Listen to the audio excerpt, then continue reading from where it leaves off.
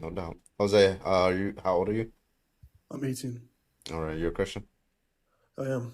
All right, what you got, man? What's your argument? Okay, well, I just have a question. I just want to know, hmm so how do you know, like, what your standard is of right and wrong as an atheist? Because I'm kind of confused on that. How do I know what my standard is? It's based on my Yeah. values. Okay, so where do you get your values from? Some facts about my nature, that's where they come from. Like Okay, I'd can you tell me imagine those like facts? evolutionary biology somehow gave me my values. I don't know. So Probably it's like some intuition? yeah, like intuition. It's probably like some connection of the society, the virtues that like my parents gave me and like people around me and certain reactions that I have to certain things going on. So if I value like somebody's dignity and their autonomy, then if somebody violates that, it's just like a normative statement that you shouldn't do that. That's where it comes from. Okay, so then do you believe in relative morality instead of absolute morality? Where it's like morality is kind of, and your values are kind of just like person to person instead of hmm absolute? Yeah, I think people have different values than me. Yeah. Okay, so then how would you know? And for a crazy extreme, right? hmm Let's say Hitler, for what he did. He thinks he was right, you think he was wrong. How do you know that? Because I know why. How Because do I God. know why he was wrong? Yeah. Well, like what we already had discussed this, like what it means to be wrong is to go against my values. So he's definitionally wrong. So I Okay, agree. Hitler but thought he was that's right, person but to person. that's a different person. Yeah, but that's not a But you problem. said How's that like? you s- you said definitionally though, right? So that means that it would have to have an absolute definition unless you're going person by person definition. Because his definition of what he thinks is right is what he's doing. Your Wait, definition of what you think is right is what he's not doing. what's the inference being made here? You're saying if two people disagree about X, there must be like an absolute answer to X or something? Is that what you're saying? I'm saying that you, for example, the things that you do in your everyday life, you know what is Yeah. right and what is wrong in what you do, Uh-huh. right? He has different Right. He has morality, different and values than me. Yes. you believe it's subjective, right? Yes. Okay, so then how do you know what he is doing is objectively wrong if Well, he what has does different values than objectively you do? wrong mean? That's not, like it's like me asking you, how do you know that Christianity is subjectively wrong? How do you answer that question? Well, as a Christian, it's not wrong because Well, is it my standards and subjectively my wrong? Because values. there are people who believe that Christianity is wrong subjectively. You agree with that, right? No, I believe in absolute morality and Yeah, values, I know and you agree with that, but objectiveness is. I think Christianity is subjectively wrong, right? We agree on that. So it's like me asking you, how do you know Christianity is subjectively wrong? So you asking me, who is not a moral realist, why, what H man did was objectively wrong. So that's not my view. Like I don't know, I don't even understand what objectively wrong means. Like it just doesn't. It's not even a coherent concept because Yeah. what I take to be objectively wrong is just to make a judgment independent of any stances. But it seems to be God makes the stance on what Hitler does, right? Or Schindler. Yeah, all my standards come from God's word. So what I'm saying is, in your because your atheist worldview, from what I'm understanding, since you have no absolute morality, is that there is no standard for right and wrong. Yeah, there It's just your is. Wait, personal I belief. got it. You got to stop What's straw your manning. standard? There is a standard. I told you it's my values. So like Okay, then like just to be clear, your standard is God's values, right? my standards is God, whatever God says. Yes. Yeah, that's based on his values, right? Yeah. So it's the same thing with your God, but instead of it's your God, it's just my values instead of your God's values. That's it. That's the only difference. Thank you for the hat. Yeah, and what I'm saying though too is your values, because you have a subjective thought to right and wrong, right? Yes. And there should be, like, for example, you can agree that grape is wrong, right? Yeah, Of course, and you know that is wrong. But but like the person doing that crime doesn't believe it's wrong in his mind because he has a different set of values. I So agree. we have to have some kind of objective right and wrong. So Well, if we can all agree that that I'm that's sorry. wrong. Wait. That's the inference that you need to justify because the argument that you're making formally is a conditional statement. If person A and person B have a moral disagreement, then there needs to be a mediator or whatever, a standard that resolves the conflict. What I'm going to need is an argument for that because I don't think you would accept that in any other circumstance. If I like chocolate ice cream and you hate chocolate ice cream, then there must be a objective standard for what is good chocolate ice cream. If I think this person is sexy and you think that person is not sexy, then there must be a objective standard for what sexiness is. I don't see Well, how you're making that inference. There's a difference between preference into taste and women and doing something against a person. For example, if I'm doing something against another human being, why is that wrong? In your atheist view, if we're just bags of matter, you're matter, I'm matter, right? So there shouldn't be anything wrong with me doing something to you or you doing something to me. And there's a difference between that and just liking Okay, chocolate. do you have justification for that inference? Which one? The inference that if two people disagree morally, then there must be an objective standard. Yeah, if you, for example, I'm saying you can disagree on what chocolate you like and don't Yeah. like, but Well, then no, there's no, a let's just difference between like you that didn't even and accept that people. analogy. I'm just saying, let's say because like we agree that okay, so like there are people who are pro-life and pro-choice, right? So Mhm. let's just take that for example. There are people when they see a woman who has gotten an abortion at 6 weeks gestation, right? A Mhm. lot of people will say that's not wrong, but then there's also pro-lifers who say that that is wrong. They have two different moral senses of what happens at that action, right? So why does it follow that because they have this disagreement that there must be an objective standard to resolve the conflict?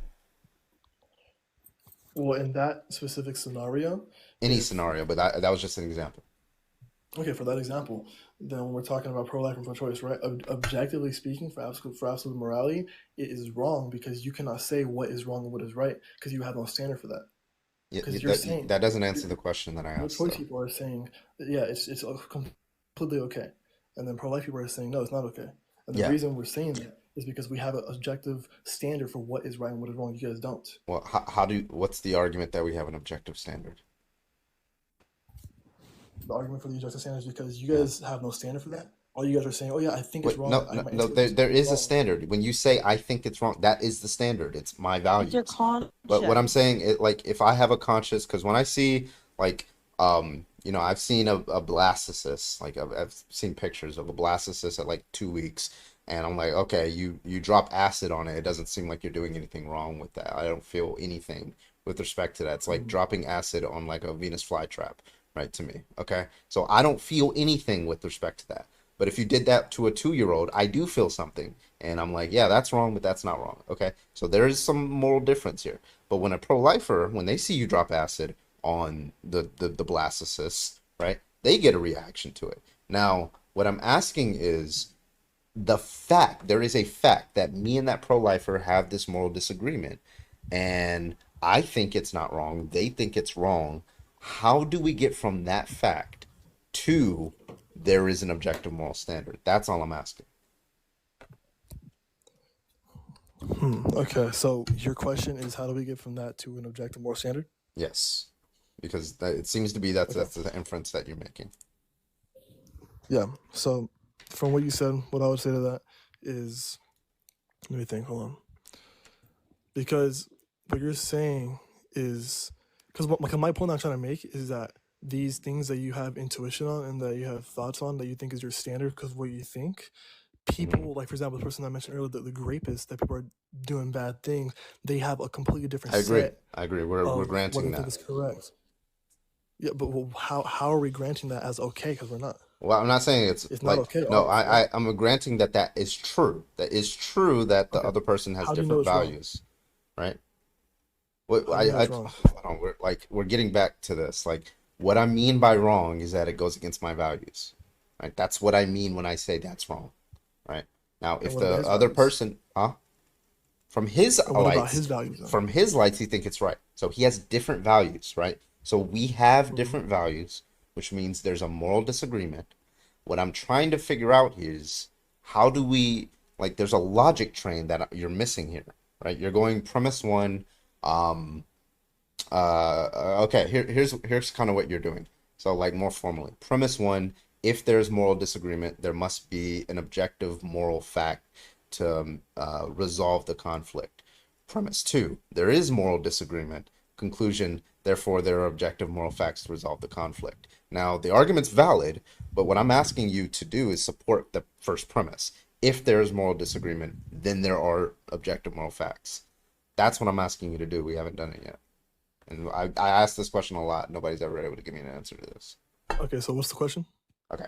If there's moral disagreement, for example, me and the pro-lifer, me and the rapist, me and the Nazi, whatever, if there's moral disagreement, then there are objective facts that resolves the conflict. Okay, so that's a statement. So what is the question you're asking? Because you said if there's Is, more is that disagreement, is that your statement? Is that your belief? that if there's more disagreements than there is facts, you said? No. If there are moral disagreements between, two agents, then there must Hmm. be an objective standard. Yes. Okay. Can you justify that statement? Well, my justification would be a counter question, which would be I have my standard, which comes from one place that I believe is the justified only standard that's correct. You have, and a lot of atheists have this unjustified standard of right and wrong, where they cannot explain where it comes from. All they can say is, I think Jesus it's right. fucking I Christ, know it's dude. right because my intuition tells me to, or my mind tells me to, but it's no It's objective a standard. Okay. conscience, though. All people have a conscience which tells them what's right or wrong. Wait, like this, but it doesn't, Okay. that still And doesn't exactly, justify, exactly. I'm sorry, but that doesn't justify the conditional statement. Now, I don't see how your worldview, where it's God's values, somehow gets you out of this part, because that's just, you're subjectivist, you're a moral relativist. If you believe that it's God's values that we should go based off of, then all you're doing is switching it from your values to God's values, right? Now, that's subjectivism, but even if you didn't grant that, like I don't even understand like why I would care about like the moral facts if they go against my values, right? What if the moral facts were that you should grape someone, but your values are no, you shouldn't grape someone? What do you do? We have an objective wrong that graping's wrong. No, no, no. I'm saying if graping was objectively true and it's objectively correct and you should grape people, right? But your values were don't grape people. What do you do? Well, that wouldn't be a thing because in the Bible it says graping's wrong. So either way, graping's wrong objectively. So there's no way you could just say, oh, well, if it was okay, because it's not going to be okay. Wait, It's not right. why is grape wrong to God by God's lights? Well, it said in the Bible. He said that grape is wrong. Like And why they is it don't wrong? need. Like what's the reason why it's wrong? Well, I have to look into the reason, but all I know is he said it's wrong, so it's wrong. Okay, so he would never command or allow grape. Of course not. So why in the Old Testament does he command and allow grape? He does not. Deuteronomy Does. 21:12. The I'll only look. time that the Bible condemns grape is when it's against another man. Numbers 31 and Deuteronomy 21:12. Number 31, he's talking about like married captives that they capture, and if they notice a beautiful woman among the captives, they're allowed to take them as their wife, force them into marriage, grape them, and all that stuff. In Numbers 31, wipe out, I forget which people it was, but if they notice among them, there's virgin girls, virgin young women, right? They can take them for themselves without unaliving them. That's grape. That's very clearly grape. Are you talking about the Old Testament? Yeah, it's God, right? God's values. So you said Deuteronomy 21:12? Deuteronomy 21:12 and Numbers 31 something. Because in Deuteronomy 21:12 it says, "Then you shall bring her home to your house, but she shall shave her head and pare her nails." How does that give any kind of, thing Look to at it grape? before. Like read the Before what entire do you mean? thing. It's because yeah, read the entire thing. This is 21:12 that I'm on. Bring her to your home, Read have her everything shave her head, before trim and her after. nails. Okay, it's a long ass thing. Well, okay, so like okay, start from 10 and go all the way through 14. March up to attack. You can read it out loud because not everybody has their Bible with them. When you march up to attack a city, make it this people an offer of peace. If they accept and open their gates, all the people in it shall be subject to forced labor and shall work for you. If they refuse to make peace and they engage you in battle, lay siege to that city. When the Lord your God delivers into your hand, put the sword, all the men in it. As for Are the you woman, Deuteronomy the children, the 21:10? livestock. It's Yes, 21:10. yes. Okay. I'm reading when you go to Deuteronomy 21 verse 10. When you go to war against your enemies and the Lord your God delivers them into your hands and you take captives, if you notice among the captives a beautiful woman and you are attracted to her, you may take her as your wife. So maybe How you're at does the that wrong have anything place. to do with grape? Oh, wait, That well, is first not. of That all, is not having to do with grape. hold on, wait, just real quick. We agree that that's a non-consensual marriage, correct? No, Oh, You think an oppressor and a captive can be consensual? it's a forced marriage. Forced marriages happen all the time in cultures nowadays. That's Yeah, so but weird. okay, so you agree that was a non-consensual marriage. I And then believe it that it says, was an arranged marriage. yeah, that's non-consensual in this case. Bring her into your home and have her shave her head, trim her nails, put aside the clothes that she was wearing when she was captured. After she has lived in your house and mourned her father and her mother for a full month, then you may go into her and then be her husband, and she shall be your wife. It's great. That's great. It's forceful. There's no consent happening. You are forcing her to do things that she does not want to do because she is a captive. And then There's the other one that I gave you um, numbers. was it Numbers 31? I forget which. Yeah, have you allowed all the women to live? He asked them. They were the ones who followed Balaam's advice and enticed the Israelites to be unfaithful to the Lord in the Peor incident, so that a plague struck the Lord's people. Now kill all the boys, kill every woman who has slept with a man, but save for yourselves every girl who has never slept with a man. The thing Um, is, though, back then in those times, it's different cultures. So what you're reading, it could be translated differently into what is now. So, So it's yeah, not so but like Jose, when you say, like, you were just criticizing me, you were saying it's going based off my value. We're going based off God's values, right? Which are supposed to be an how do you know objective God's standard. values? Huh? because these are Y- words given directly from I'm assuming you believe that these are God's words. When it says the Lord commanded, it actually meant the Lord commanded it. You don't think that that's false? No.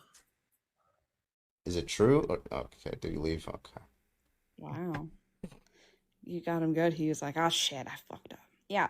For the record, folks, the only place in the Bible that it says grape is wrong is when it's against another man. A man cannot grape another man. That's what they're talking about in Leviticus, not being queer. Yeah, it's a violation. It's to grape a woman is a violation against a man somehow. It's a violation against everyone except the woman in the Bible. If you grape a woman who is married, it's a violation against her husband and God, right? If you grape a woman, it's a violation against, like, if she's unmarried, it's a violation against um her father or her brother if she's unmarried, right? It's a violation against a man in her life because he it's his property or something. And these were the standards that this God held at the time. Yeah. And if you hold to, I don't know why Christians can't just say, I don't agree with that.